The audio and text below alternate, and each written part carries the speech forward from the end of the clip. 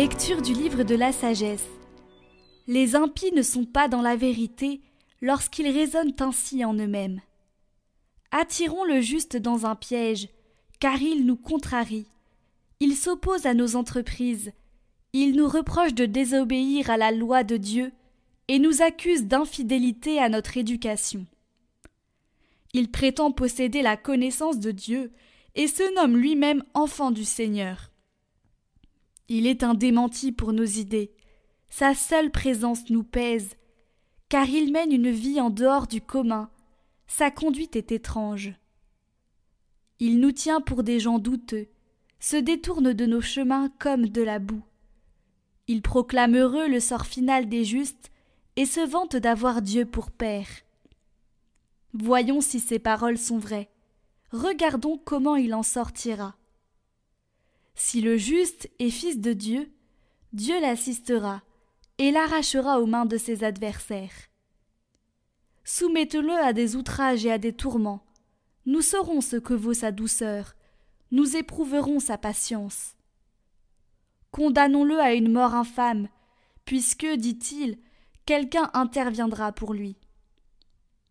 C'est ainsi que raisonnent ces gens-là, mais ils s'égarent. Leur méchanceté les a rendus aveugles. Ils ne connaissent pas les secrets de Dieu, ils n'espèrent pas que la sainteté puisse être récompensée, ils n'estiment pas qu'une âme irréprochable puisse être glorifiée.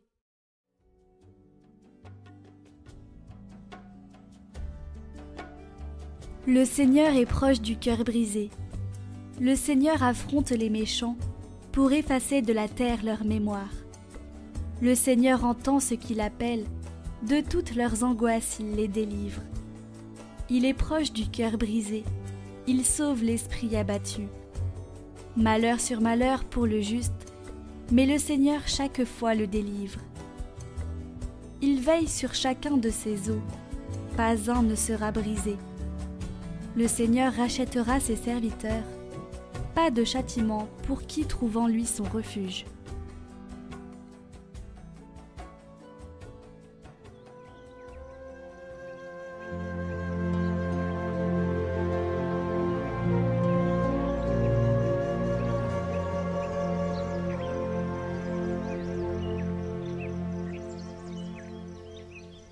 Évangile de Jésus-Christ selon saint Jean. En ce temps-là, Jésus parcourait la Galilée. Il ne voulait pas parcourir la Judée car les Juifs cherchaient à le tuer. La fête juive des Tentes était proche. Lorsque ses frères furent montés à Jérusalem pour la fête, il y monta lui aussi, non pas ostensiblement, mais en secret. On était déjà au milieu de la semaine de la fête, quand Jésus monta au temple, et là il enseignait. Quelques habitants de Jérusalem disaient alors « N'est-ce pas celui qu'on cherche à tuer ? Le voilà qui parle ouvertement, et personne ne lui dit rien. Nos chefs auraient-ils vraiment reconnu que c'est lui le Christ ? Mais lui, nous savons d'où il est. Or le Christ, quand il viendra, personne ne saura d'où il est. » Jésus, qui enseignait dans le temple, s'écria « Vous me connaissez ? Et vous savez d'où je suis ? Je ne suis pas venu de moi-même, mais il est véridique, celui qui m'a envoyé, lui que vous ne connaissez pas. Moi je le connais, parce que je viens d'auprès de lui, et c'est lui qui m'a envoyé. On cherchait à l'arrêter, mais personne ne mit la main sur lui, parce que son heure n'était pas encore venue.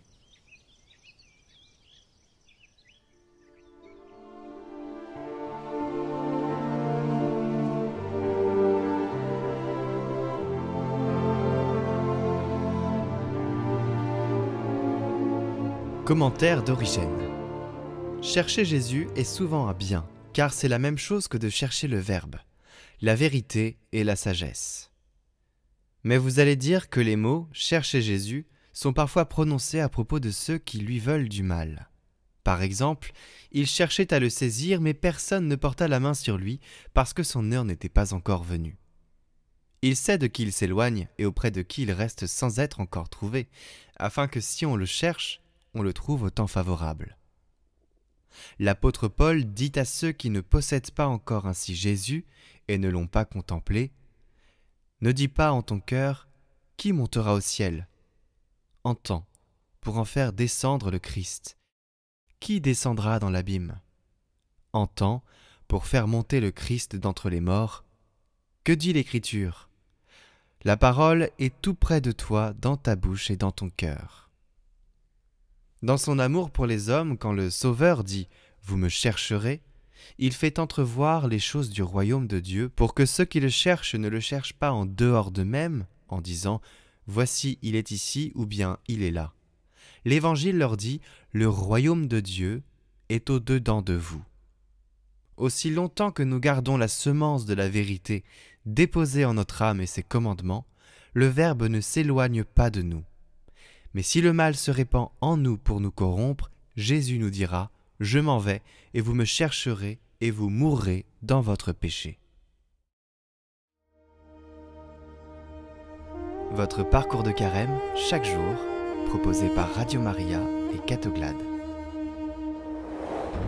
Bonjour à tous, on se retrouve pour ce deuxième jour sur le parcours Femme, relève-toi, femme, élève-toi, avec Guénaëlle Foyard de l'association Filles de Roi qui va nous parler aujourd'hui du potentiel de la femme, des 7 montagnes d'influence et des engagements mission dans la cité.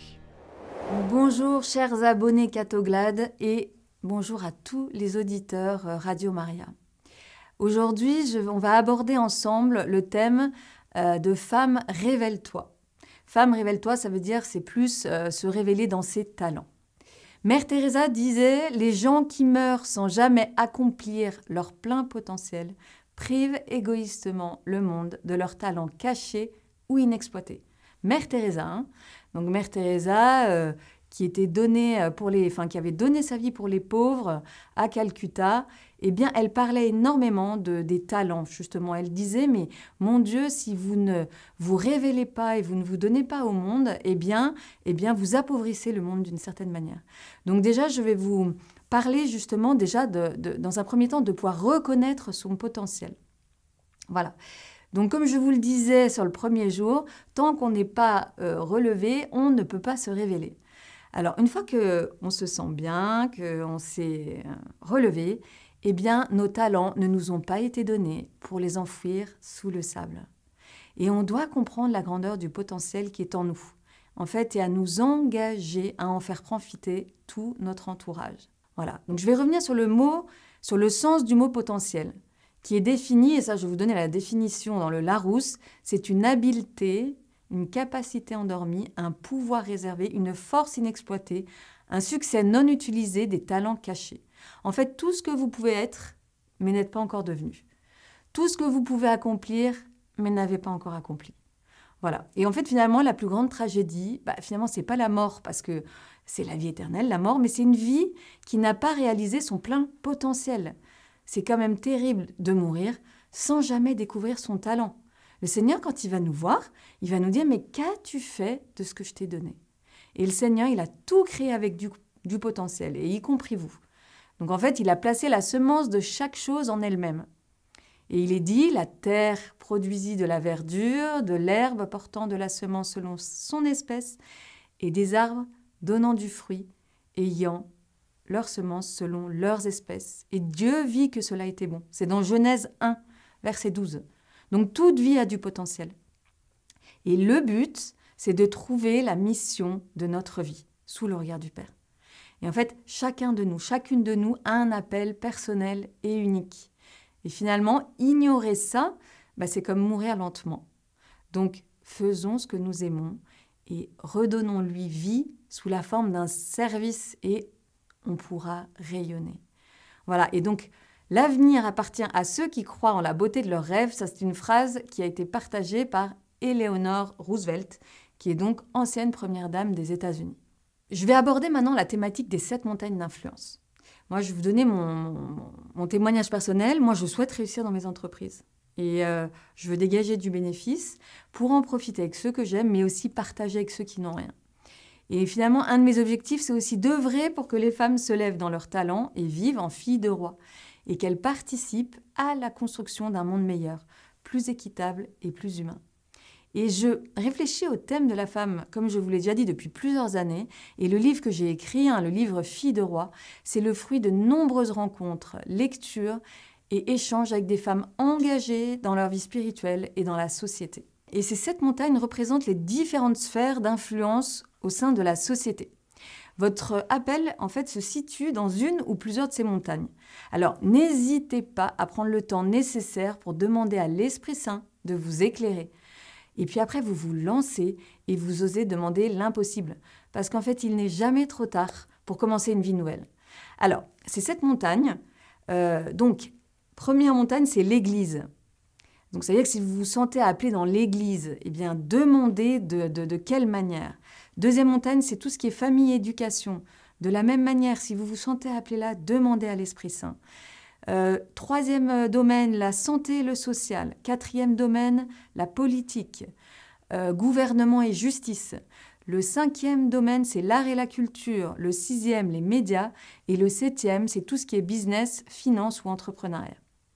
Voilà, donc moi je prie vraiment le Seigneur pour vous, les femmes là qui écoutez, pour les hommes toujours aussi, parce que je pense à vous quand même, mais je m'adresse plus aux femmes parce que nous les femmes, on peut avoir aussi la problématique du syndrome de l'imposteur. Encore plus que chez les hommes, bien plus que chez les hommes. Moi, je l'ai vécu, mais ça, c'est un autre sujet. Donc, au final, développons et déployons nos talents divins de manière créative et productive. En fait, on est tous nés avec certains talents et capacités. Et quand on peut mettre ces talents au service des autres, dans une utilisation productive et intelligente, eh bien, en fait, on devient riche pour nous-mêmes, mais on le devient aussi pour les autres. Alors voilà, prenons le temps de regarder au plus profond de nous-mêmes toutes les choses qui nous plaisent et sur lesquelles on est doué. Ça peut être la danse, la couture, la cuisine, l'écriture, le business, le chant, la mode, la gestion, le sport, je ne sais pas moi. Est-ce que vous êtes plutôt artiste, businesswoman, sportive, scientifique, peut-être, voilà. En fait, la femme, elle est appelée à rayonner dans une ou plusieurs sphères d'influence. Et je prie vraiment le ciel de vous ouvrir les portes pour pouvoir entendre son appel, parce que le monde a besoin de chacune de nous pour l'enrichir et le rendre plus beau. Et en fait, il serait bon que les femmes se révèlent dans ces différentes sphères d'influence.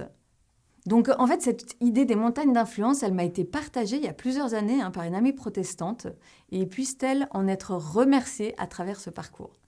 Donc, soyons excellentes dans l'utilisation de nos dons, l'utilisation créative de nos talents, et ça enrichira l'humanité. Parce que quand on aime ce qu'on fait, eh bien, ça attire l'abondance dans notre vie et dans celle de notre entourage. Et maintenant, une fois que les talents sont révélés, eh bien, la femme, elle va être invitée à s'élever dans la présence de Dieu et à devenir missionnaire. Et c'est le thème que je vais aborder dans ce 3e jour du parcours de Carême sur Femme, élève-toi. Voilà, merci à tous et à toutes et que le Seigneur vous bénisse.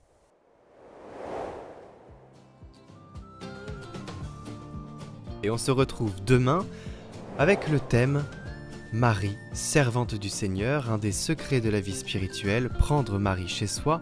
Elle nous plonge dans la vie divine trinitaire, vivre en fille de roi, fille bien-aimée du Père. Nous vous rappelons que vous pouvez revisionner en individuel les vidéos du parcours de Carême sur notre chaîne Prière par Catoglade, en lien en description.